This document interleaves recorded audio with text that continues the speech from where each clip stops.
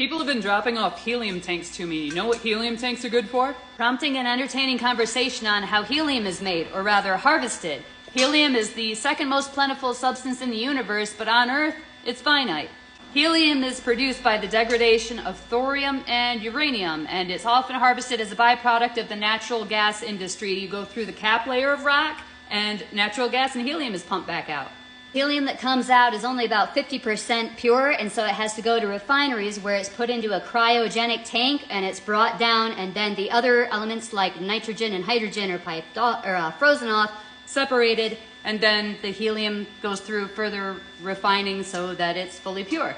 Does that mean the Earth is running out of helium? Yeah, actually we are, although there's not a need for a great big panic just yet. We found some more reserves that's in like Tanzania and other places, and so we're not panicking just yet, but it is something we need to look toward in the future.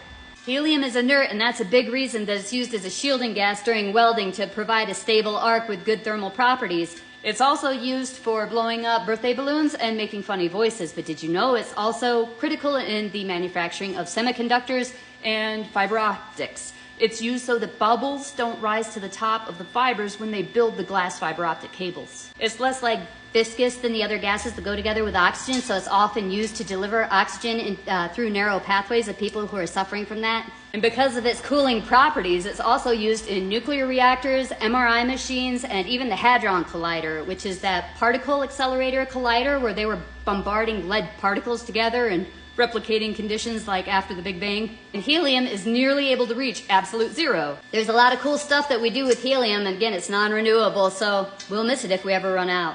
It affects more than just your birthday parties.